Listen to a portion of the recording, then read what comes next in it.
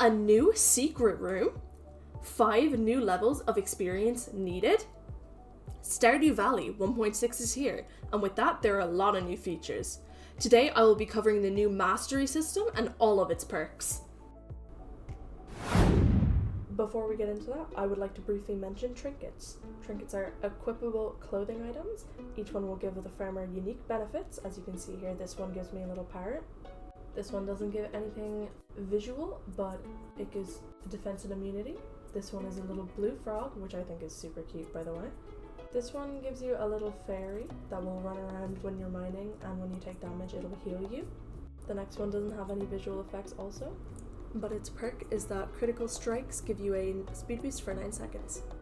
The ice rod shoots an orb of ice every 3.8 seconds, freezing any enemies in its path for 3.9 seconds. Magic hair gel, when equipped, makes your hair shimmer with all the colours of a prismatic shard.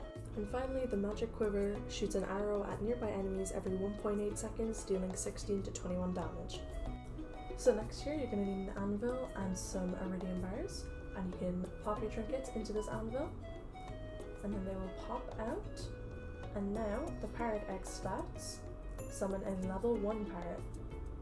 Next, we're going to move on to the blue frog egg, which then, after reforging, gives us a green frog egg. And when equipped, you can now see that our frog has turned green. You can then reforge the green frog egg to get a red frog egg. And now, in my opinion, I think this frog looks a little more orange than red, but listen, Concerned Ape is trying his best. Next is the fairy trinket. Once this is put in the anvil, it will come out as a level 2 fairy. Next up we have the golden spur, and once this comes out of the anvil, you can see that the critical strike has reduced from 9 to 5 seconds.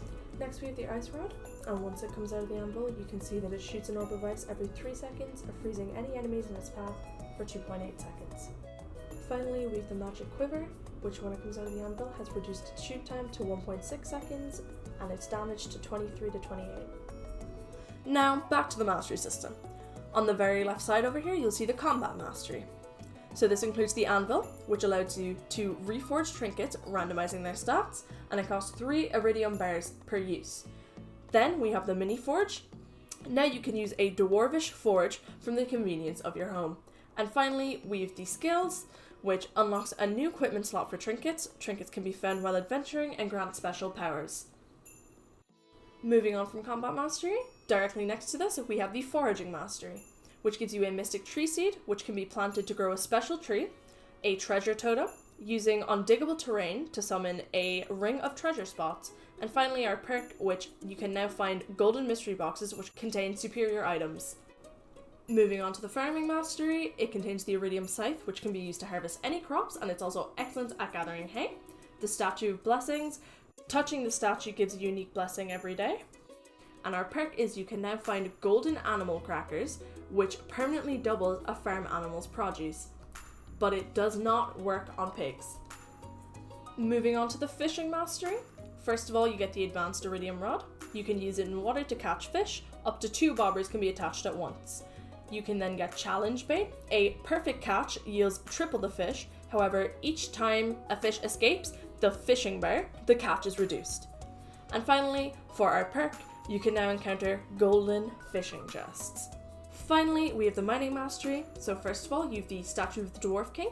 You can choose from 2 mining related perks each day. The heavy furnace, it's more efficient than a regular furnace, but it requires 25 pieces of ore and 3 coal per use. And our perk is gem bearing rocks, now grant twice the gems. Next up, we have this note left from Grandpa. My dear, if you're reading this note, you've found the secret room I've prepared for you. Within these walls are tips, recipes, and even some of my most cherished tools, all the very best from the many happy years I spent in the valley.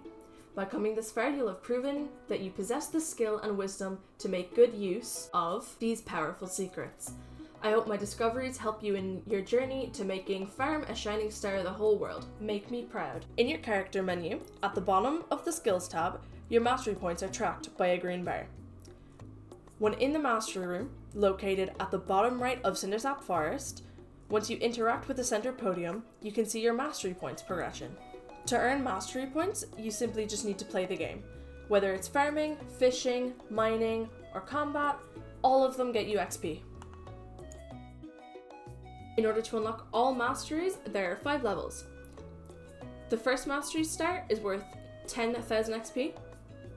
The second is worth 15,000. The third is worth 20,000.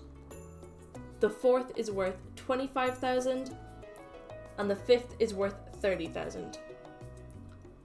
Once you have your 5th mastery start, you can redeem them for mastery in any skill. Now, if you're anything like me, you're probably wondering, hey Lily, where are the anvil, the forge, and the statues? Where do I find them? I can't find them. Well, let me tell you, dear viewer. So, after being confused for a while myself, I found out that they're actually craftable. Yeah. The mini forge is exactly what it says it is. It's a forge from the volcano, but you can craft it. The anvil, as previously mentioned, is only used for trinkets. The Statue of Blessings grants a blessing to the player every day upon touching. And finally, the dwarf statue lets you choose 1 mining perk per day. And that, everybody, was the new Stardew Valley 1.6 mastery system. I hope you enjoyed the video, and I hope to see you another time. Bye!